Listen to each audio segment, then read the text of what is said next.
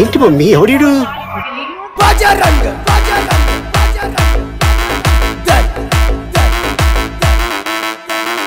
ఏబిసిడీలు వస్తాయా? ఎన్ని వస్తాయి? జెడ్ వరకు వస్తాయా? ఓకే రా, అయితే గుడ్ బాయ్ అయితే నువ్వు.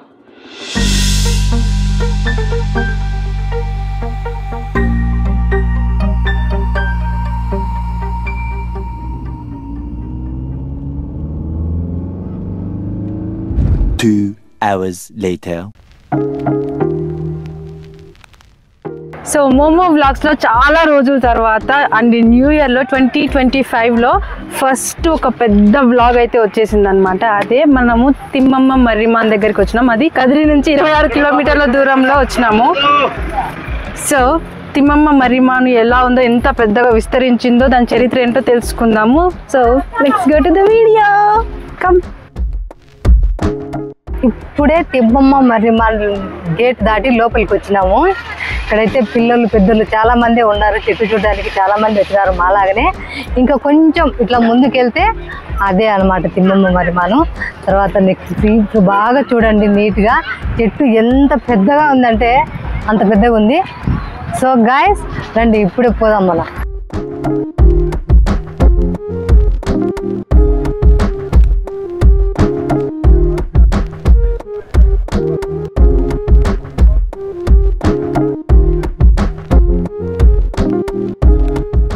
ఇక్కడ చూస్తున్నారా బజ్జీలు, ఇవేంటమ్మా చెక్లాలు.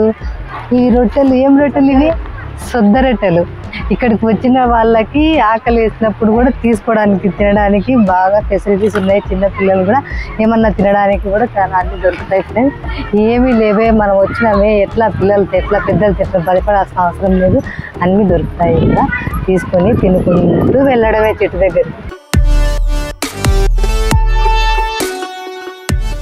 ఏ స్కూల్ మీది?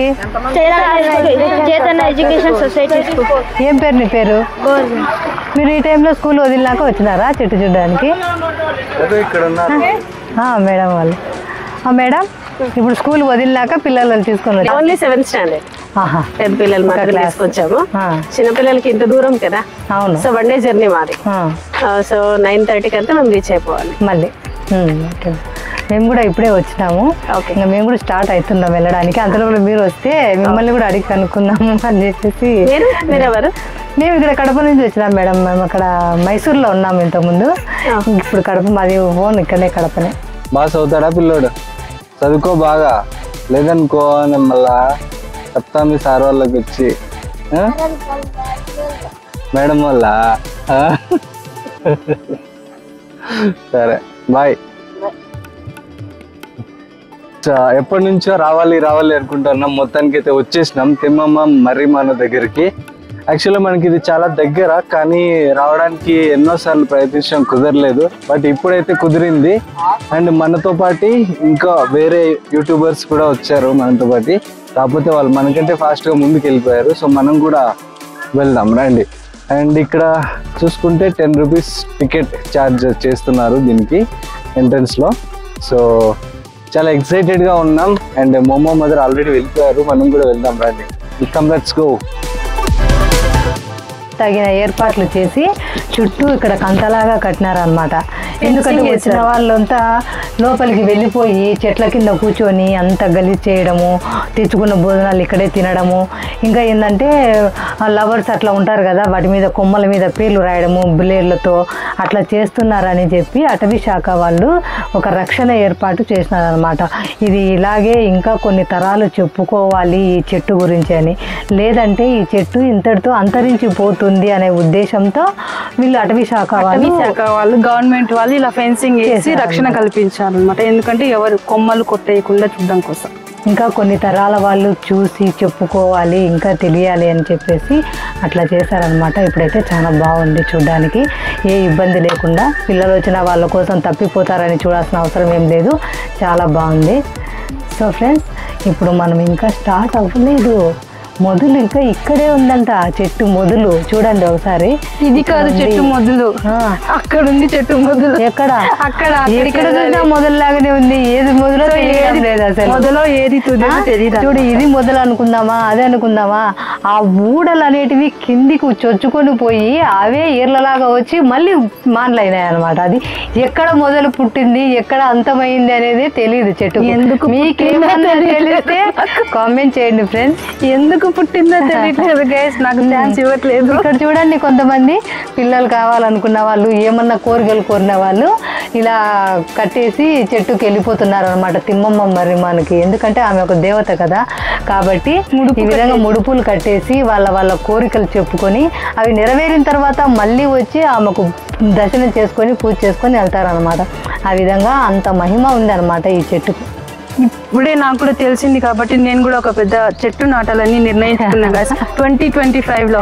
సో గాయస్ మనం ఇక్కడ టెంపుల్ దగ్గరికి వెళ్ళేటప్పుడు టెంకాయ, అగరబత్తి, కర్పూరము, పసుపు, కుంకుమ అన్నీ మనకి ఇక్కడ అవైలబుల్లోనే ఉంటాయి. ఇంటి దగ్గర నుంచి తెచ్చుకోవాల్సిన అవసరం అయితే ఏం లేదు. మనం ఇక్కడే తీసుకొని అమ్మవారికి ఇక్కడే కొట్టొచ్చు అనమాట. ఇక్కడ గైడ్ అయితే ఉన్నారు ఈ చెట్టు గురించి, దీని మహిమ గురించి మనకు చెప్తారనమాట. తిమ్మమ్మ గురించి కూడా మనకు చెప్తారు. వెళ్ళి గైడ్ని అడిగి తెలుసుకున్నాం ఈ స్టోరీ ఏంటో. సార్ నమస్కారం అండి, నా పేరు మనోహర. నేను ఇక్కడ ఏపీ టూరిజం గైడ్గా పనిచేస్తున్నాను. తిమ్మమ్మ మర్రిమాను అంటేనండి ప్రపంచంలోనే ఓ పెద్ద మహావృక్షం. ఈ చెట్టు 7 ఎకరాల 74 సెంట్ల విస్తీర్ణంలో 1989లో గిన్నిస్ రికార్డ్ అయిందండి. తిమ్మమ్మ అనేటువంటి ఒక మహాపతిరథ శిరోమణి చరిత్రేనండి తిమ్మమ్మ మర్రిమాను. ఈ అమ్మవారు ఇప్పటికీ 700 సంవత్సరాల క్రితం మన భగవాను పుటపర్తి సత్యసాయిబాబు ఉన్నారు కదా, ప్రక్కనే విలేజ్ అండి బుక్కపట్నం అమ్మవారి పుట్టినిల్లు.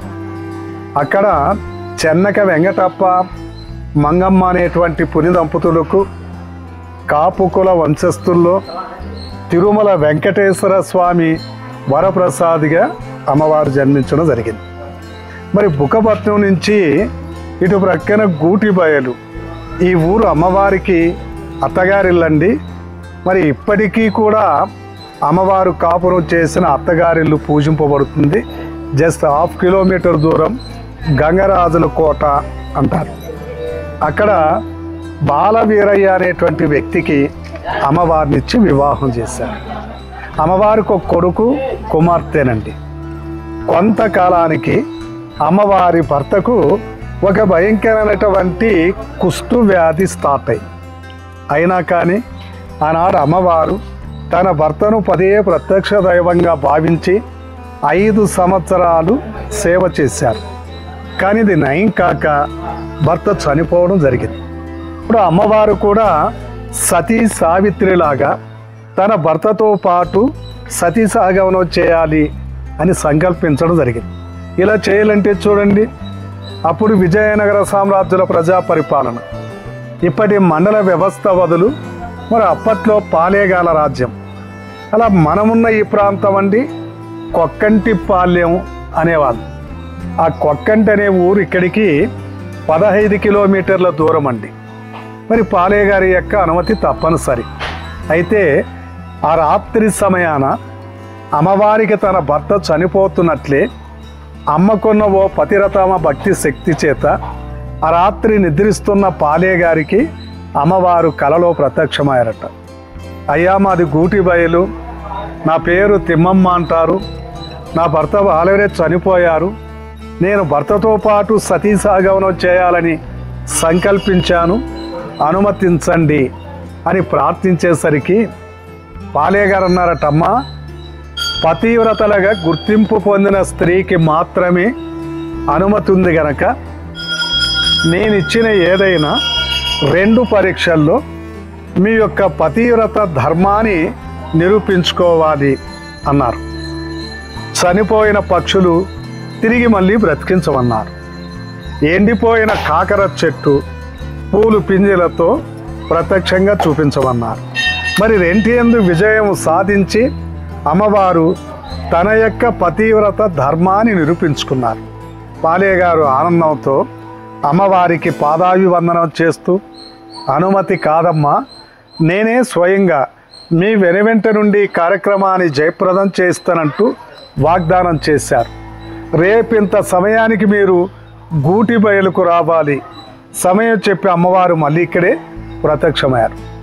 మరి నిధులలో ఉన్న పాలే గారికి మెలకు వచ్చి చూస్తే కలలో బ్రతికించిన కాకర చెట్టు, పక్షులు ప్రత్యక్షంగా అక్కడ సాక్ష్యం ఇస్తున్న వలన ఆశ్చర్యపోయిన పాలే గారు ఇది కల కాదు వాస్తవం అనే నిర్ణయానికి వచ్చి తన సైన్యంతో సతీ సాగమనానికి కావలసిన సుమంగళి వస్తువులతో ఇక్కడ హాజరై అమ్మవారి కోరిక మేరకు చూడండి, ఆ మధ్యలో గోపురం కలిసి పెట్టారు కదా, అక్కడ సకల సౌకర్యాలతో అమ్మవారి కోరిక మేరకు అగ్నిగుండం ఏర్పాటు చేస్తే దానికి 4 ప్రక్కల అమ్మవారు తన స్వతహస్తాలతో ఎండిపోయిన మర్రి కొమ్మలు నాటారు.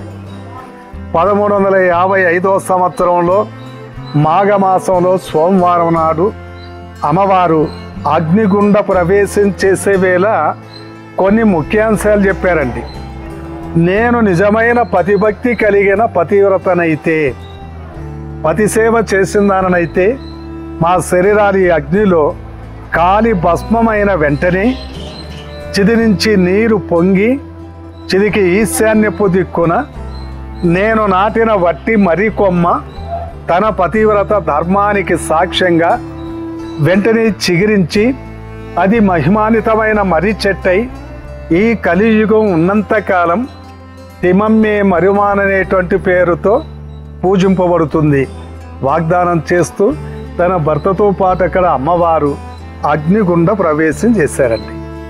మరి అమ్మవారు చెప్పినట్లుగా సతీ సాగమన కార్యక్రమం పూర్తయింది. చిది నుంచి నీరు పొంగి పొరలి వెంటనే ఈశాన్యపు కొమ్మ చిగురించింది. ఇలా ఆనాడు అక్కడ చిగురించిన ఒక చిన్న మొక్కండి ఇప్పుడు ప్రపంచంలోనే పెద్ద మహావృక్షం తిమమ్మే మరిమా. ప్రజెంట్ ఇప్పుడు ఈ చెట్టు 9 ఎకర్స్ ఉందండి.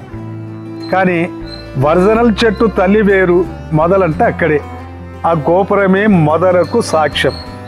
100 అడుగుల విస్తీర్ణం ఉన్నదంట మొదలు. కానీ 585 సంవత్సరాలు ఒకే కనెక్షన్తో ఈ చెట్టు కలిసే జీవించింది.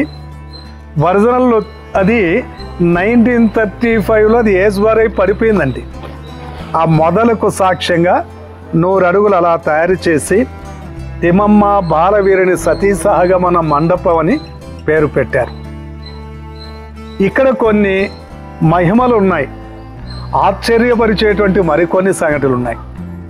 ప్రపంచమని సందర్శించాము ఉత్సాహంతో.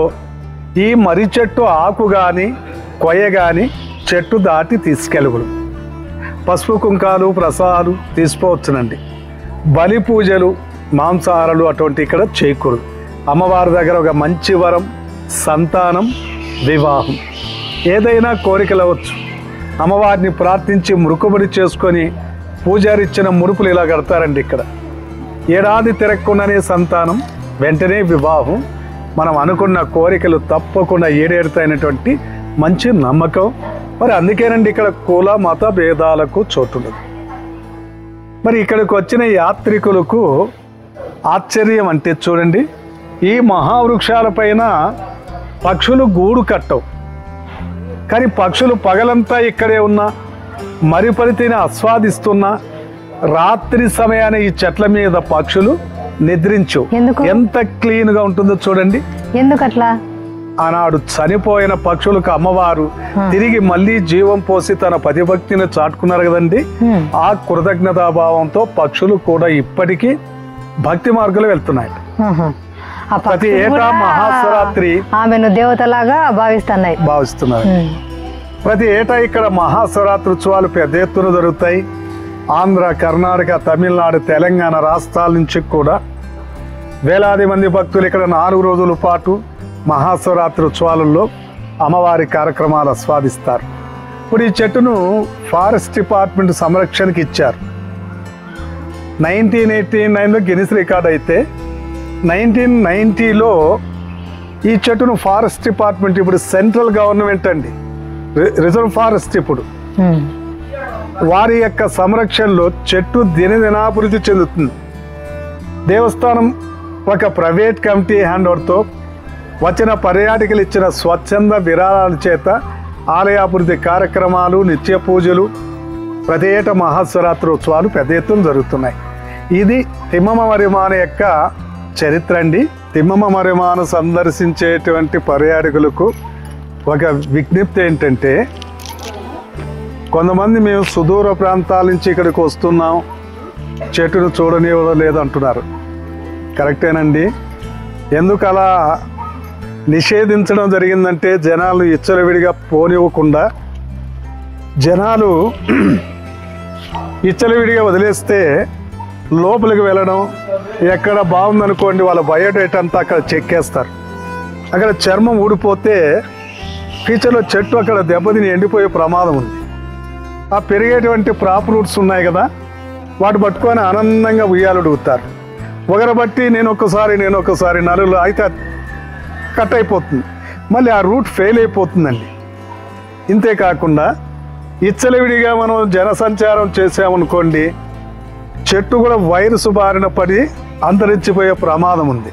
కనుక చెట్టుకు లోపల వెళ్లకుండా ప్రభుత్వం ఈ చర్యలు తీసుకొని ఇప్పుడు ఫారెస్ట్ డిపార్ట్మెంట్ సంరక్షణకి ఇచ్చింది. వారి యొక్క సంరక్షణలో ఇప్పుడు 1989లో అప్పుడు గిన్నిస్ రికార్డ్ అయినప్పుడు 7 ఎకరాల 74 సెంట్లు ఉండేదండి.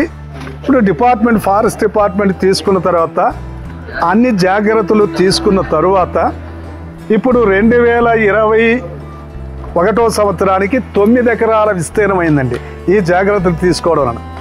కనుక ఇది పర్యాటకులు అందరూ ఒక గుర్తుంచుకోవాలి. తిమ్మమ్మ మర్రిమాను ఎందుకు ఇచ్చలవిడిగా వదిలేయలేదంటే, చెట్టును తరతరాలుగా ఈ తరాలకే కాదు, రేపటి తరాల వాళ్ళకు కూడా ఈ చెట్టు కనువిందు చేయాలనేటువంటి ఒక మంచి ఉద్దేశంతో ప్రభుత్వాలు ఈ నిర్ణయం తీసుకొని చెట్టును కాపాడడం కోసం ఇన్సైడ్ అవుట్ సైడ్ మొత్తం క్లోజ్ చేశారండి. కనుక పర్యాటకులు ఎవరు కూడా లోపల ఇచ్చలవిడిగా తిరగడానికి వీలుండదు. నమస్తే. సో గైస్, మీరు కూడా వీకెండ్స్లో మీ పిల్లలతో సహా వచ్చి ఈ ప్రశాంత వాతావరణాన్ని ఆస్వాదిస్తారని కోరుకుంటున్నాను. మరి మీకు తెలుసు కదా, మోమో వ్లాగ్స్, మోమో మదర్కి కూడా మీరు లైక్ చేసి, షేర్ చేసి, సబ్స్క్రైబ్ చేస్తారని కోరుకుంటున్నాను. బాయ్.